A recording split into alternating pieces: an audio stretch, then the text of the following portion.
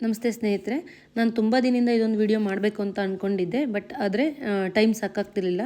ಕಾರಣ ಇಷ್ಟೇ, ಅತಿಯಾದ ಶುಂಠಿ ಬೆಳೆನಲ್ಲಿ ಎಲೆಗಳು ಒಣಗ್ತಾ ಇರೋವಂಥದ್ದು, ಹೊಸ ಎಲೆಗಳು ಕೂಡ ಒಣಗ್ತಾ ಇರೋವಂಥದ್ದು, ಮೊಳಕೆಗಳು ಕೂಡ ಒಣಗ್ತಾ ಇರೋವಂಥದ್ದು, ಶುಂಠಿ ಒಡ್ತಾ ಬರ್ದೇ ಇಳುವರಿ ಡ್ರಾಪ್ ಆಗ್ತಾ ಇರೋವಂಥದ್ದು, ಮತ್ತು ಶುಂಠಿ ಬೆಡ್ ಕವರ್ ಆಗದೇ ಇರೋವಂಥದ್ದು. ಇದಕ್ಕೆ ಮೇಜರ್ ಕಾರಣ ನಾವೇನು ಅಂದ್ಕೊಂಡಿದ್ವಿ ಅಂದರೆ, ಇದಕ್ಕೆಲ್ಲ ಪೆರಿಕ್ಯುರರ್ ಇರ್ಬೋದು. ಲಾಸ್ಟ್ ಇಯರ್ ಸೀಡ್ಸಲ್ಲೇ ಆ ರೋಗ ಇದ್ದಿದ್ದರಿಂದ ಈ ಸಲ ಮೊಳಕೆಯಿಂದನೇ ಸ್ಟಾರ್ಟ್ ಆಗಿರ್ಬೋದು ಅಂದ್ಕೊಂಡಿದ್ವಿ. ಆದರೆ ಅತಿಯಾಗಿ ರೈತರ ಹತ್ರ ನಾವು ಫ್ಲಾಟ್ನ ವಿಸಿಟ್ ಮಾಡಿದಾಗ, ರೈತರ ಹತ್ರ ನಾವು ಮಾತಾಡಿದಾಗ ನಮಗೆ ಗೊತ್ತಾಗಿದ್ದಂಥ ಒಂದು ಅಂಶ ಅಂತ ಅಂದರೆ, ಅತಿಯಾದ ಕೋಳಿ ಗೊಬ್ಬರಗಳು ಮತ್ತು ಫರ್ಟಿಲೈಸರ್ಗಳನ್ನ ಯೂಸ್ ಮಾಡ್ತಾ ಇರೋವಂಥದ್ದು.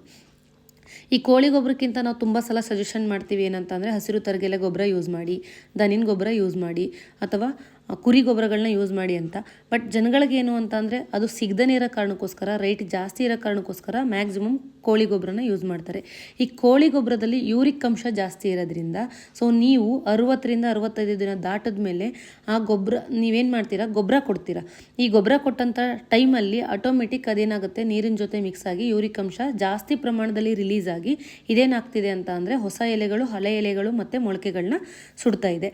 ಸೊ ಇದಕ್ಕೆ ನಾವು ಮೇಜರ್ ಹೇಳ್ತಾ ಇರೋದು ಏನಂದರೆ, ಮೊದಲು ಭೂಮಿನಲ್ಲಿರೋಂಥ ಸಾಯಿಲ್ pHನ ಕಂಟ್ರೋಲ್ಗೆ ತಗೊಳ್ಳಿ, ಯೂರಿಕ್ ಅಂಶನ ಕಡಿಮೆ ಮಾಡಿ. ಇದಕ್ಕೆ ನಮ್ಮ ಹತ್ರ ನೆಟ್ಸರ್ಫಲ್ಲಿ ಸಾಯಿಲ್ ಹೆಲ್ತ್ ಅನೌನ್ಸ್ಮೆಂಟ್ ಟೆಕ್ನಾಲಜಿ ಅಂತ, ಶೇತ್ ಅಂತ ಕರಿತೀವಿ. ಇದು ತುಂಬ ಅದ್ಭುತವಾದಂಥ ಪ್ರಾಡಕ್ಟ್ಸು. ಈ ಪ್ರಾಡಕ್ಟ್ಸ್ ಜೊತೆಗೆ ಸ್ಟಿಮ್ರಿಚ್ ಅಂತ ಇದೆ, 95% ಸೀವಿಡ್ ಎಕ್ಸ್ಟ್ರಾಕ್ಟು, ಹೂಮಿಕ್ ಇರೋ ಅಂಥದ್ದು.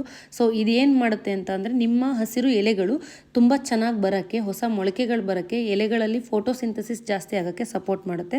ಅದೇ ರೀತಿ ವ್ಯಾಮ್, ಇದನ್ನೊಂದನ್ನು ಮಿಕ್ಸ್ ಮಾಡೋದ್ರಿಂದ ರೂಟ್ಸ್ ಚೆನ್ನಾಗಿ ಬರೋಕ್ಕೆ ಸಪೋರ್ಟ್ ಮಾಡುತ್ತೆ.